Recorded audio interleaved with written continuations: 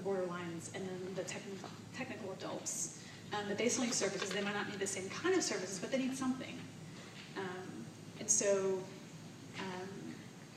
when the Restoration Center started, it was for underage trafficking victims, survivors. And because at that point, a lot of the rescues were happening and they were underage. But now, since then, we've upped our entrance age. They have to give consent, and if they're 18 over, they can leave whenever they want. But they still have to follow the rules whenever they're in. But also, we've had to expand our care to rape victims as well, because there was a huge gap in care for rape victims. They need a different kind of therapy, a different kind of care, but they still need something. And then we've even expanded it even more, because what happens is that more than likely, if the parents are trafficking one daughter, they're going to traffic the next one, and the next one, and the next one. And so we don't want to wait for them to be victimized. And so some families allowed us to take the younger sisters in too. And so we have a few cases that are just at risk. But there was a pattern, and so they saw that. And so we negotiated with the families to allow them to stay, so that we could hopefully prevent them having to go through something horrific. And that's why there's little boys in the video too, right? Because they're jealous of their Well, the boys that you saw were in SPIPOC community. I'm just speaking about just the aftercare center that I work at. But the cool thing, they didn't show this, so Rahab's House 1 was where they were beating down the walls and forming it, and that was the first church building. And I mentioned it was a former brothel. And then when we opened up Rahab's House 2, the big red one, which is like 5-6 stories, I think, 5 stories, the pastor, Chantal, with the red shirt, that talked about everyone hating them whenever they moved in, he and his family actually live in the pink room. That's their apartment. And the really cool thing is that they also allowed girls to sleep downstairs, and some of those girls were trafficked out of that building when it was a brothel. So what's really cool is that they were locked in at one time, and then now they're in there now, locked in for safety. It's been transformed. Amen. And then Rahab's House 2, some of the boys that are at risk sleep on that floor. I mean, they're definitely there to protect the children. They're not going to say, well, kids club's over. See ya. Good luck. We'll see you tomorrow. I mean, if they need to stay, they'll stay. One of the sayings that I ran into over there that really struck me was, boys are gold and never lose their value. Girls are linen. They can be stained and soiled, and they'll never be whole again. So the boys are just automatically held higher. And there's so much pressure put on these girls from day one that they need to support their families, and they're in charge of that they're already put in a poor position. So even though you saw some of these girls say, I didn't have anything else to do, and I knew it would ruin my family, but I had to do something.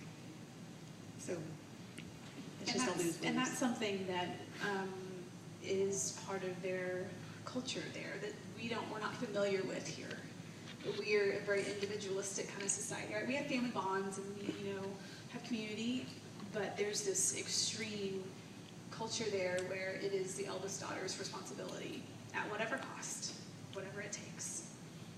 And so they grow up with that, and it's said, I had you, you own me. Like, I've heard those words. And so it's in them from the beginning, right? And so, but here's the hope, right? Let's do some hope. My hope is that as these girls like me, and what they didn't show is that she also has a baby now, right? And I guarantee you, she's not going to traffic that baby. Amen. Right? And so it has to start somewhere. And so I think about, okay, we've had 184 girls come through ARC. More than likely, none of them are going to traffic their kids. And then, if they don't do that, and their kids won't have their kids, right? So it's still a long road, but you gotta start somewhere, right? And you, so what Bridget was saying about people don't expect the joy and the smiles. They expect the somber, hopeless, and there are moments of that. It's crappy, but you see this more, where they're getting to discover being a child again. And let me tell you, residential care is hard. It's like being a mom to 44 girls all the time. So you've got boundary pushers, and you've got but what they're saying is, do you love me? You sure? If I do this, do you love me? If I threaten your life, do you love me? If I threaten you with a brick, do you love me? You know, yes, I do. Yes, I do. Yes, I do. You know, and so they're tough. They don't know what love is. It's been twisted and contrived, and it's horrible. And so, I mean, people go through their whole adult life never having heard that their parents love them. You know, and so part of our job is to actually love them. You know, and to sit in those hard times with them. You know. Yeah, me and as a baby. Awesome. Any more questions? The girls that are in your center, do the parents ever give you a problem? Do they? Oh, Yeah. That's not critical? Yeah, absolutely. So how's that handled? Differently. It just depends. I mean, we have to work through the government to have them in our center, and so everyone is involved. Everyone knows, and so we also don't keep the kids from their families, but they will be supervised. So we can't legally keep them, even if they traffic their own kids. And so, but we cannot keep them from their parents. And so we have safety guards. We meet somewhere where we know, or the social workers with them like all the time. But we do have families that want their kids back because they want them back. And so we just work with them individually. Sometimes we do have to get the police involved, you know.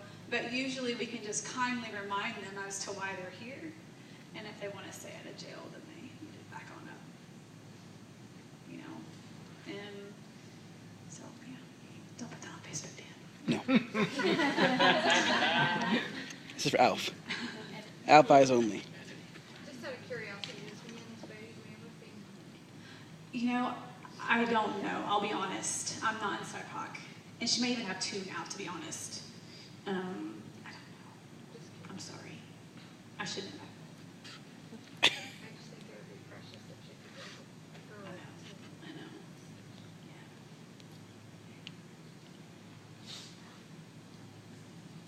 Anybody else?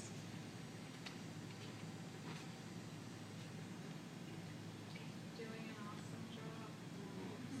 And you did an awesome I know, didn't she? Thank you.